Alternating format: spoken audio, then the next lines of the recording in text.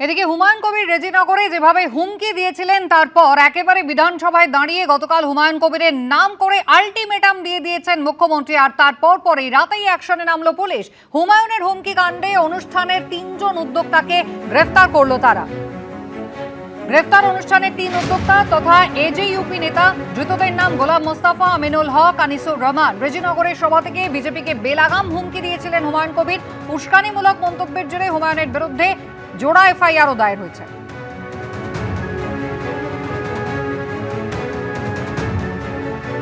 হুমায়ুন কবিরের রেজিনগরের সভা থেকে কি মন্তব্য করেছিলেন, কিভাবে হুমকি দিয়েছিলেন দেখুন। আমি যেদিন ময়দানে মুসলমানদের নিয়ে নেমে যাব না, সেদিন এমন সাটা ভাঙা মাছ শুরু করব যে আপনাদের পতাকা বহন করার লোক থাকবে না। ভরতপুরে অনামিকা ঘোষ সে ভোটে হেরেও সেখানে গিয়ে মনে করছে আমি এমএলএ। আমি শুভেন্দু অধিকারীকে সেদিন বলেছি যে আপনি ভোটে জিতেছেন, আপনার দল জিতেছে, খুব ভালো কথা, কিন্তু মুর্শিদাবাদে আস্ফালনটা একটু কম করতে বলেন। কেস ওরকম কেস আমাদের বহুবার জেল খাটা আছে। আমি বলেছি আমার লিমিট যেদিন ক্রস হয়ে যায় না, আর মাথা যেদিন টাওয়ার গরম হয়ে যায়, সেদিন আমি ও এসপিও বুঝবো না, ও চিফ মিনিস্টারও বুঝবো না, আর কে কোথায় থাকলো আর কে কোথায় থাকলো না সব কিছু বুঝবো না। আর এই বক্তব্যের প্রেক্ষিতে গতকাল বিধানসভায় দাঁড়িয়ে একেবারে আলটিমেটাম দিয়েছেন শুভেন্দু অধিকারী। দেখুন।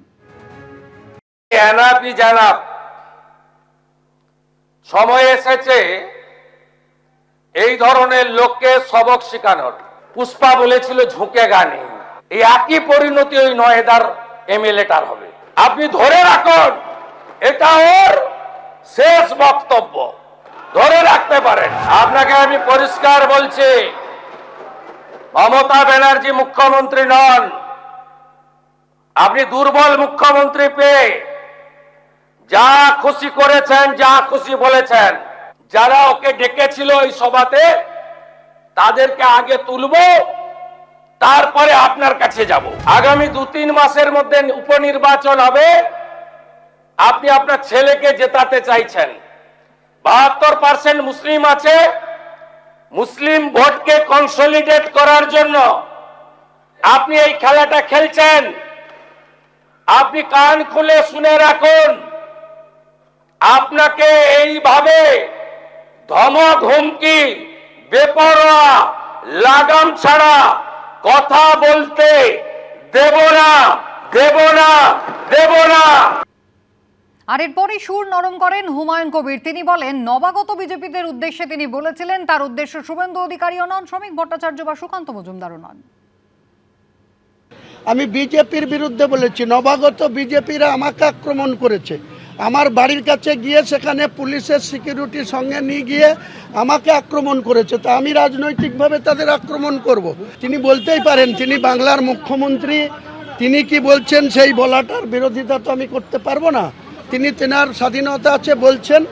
আমি আমার রাজনীতির কর্মী হিসেবে আমার যে বাই ইলেকশন হবে সেখানে আমার প্রার্থীকে জেতাতে গিয়ে আমাকে কেউ ঢিল ছুড়লে আমি তাকে রসগোল্লা ছুড়ব না। বাংলার নতুন মুখ্যমন্ত্রী বাংলার 11 কোটি মানুষকে সুশাসন দেন, সেই প্রত্যাশা নিয়ে আমরাও পরিবর্তন চেয়েছিলাম, পরিবর্তনের মুখ্যমন্ত্রী হয়েছে। কিন্তু সারা রাজ্যের সঙ্গে মুর্শিদাবাদের রেজিনগরকে যদি আলাদা ট্রিটমেন্ট করে, নওদাকে যদি আলাদা ট্রিটমেন্ট করে, বেলডাঙ্গাকে যদি আলাদা ট্রিটমেন্ট করে, হবে জেলে যাব, কি আছে?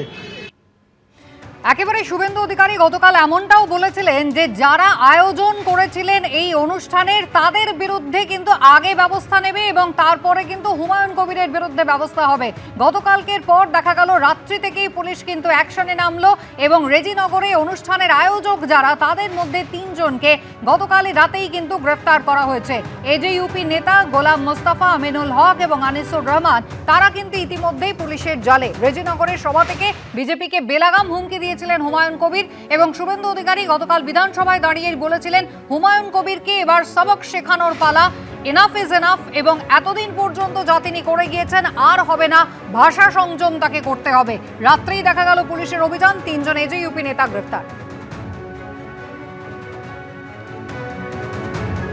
এবিপি আনন্দ, এগিয়ে থাকে, এগিয়ে রাখে।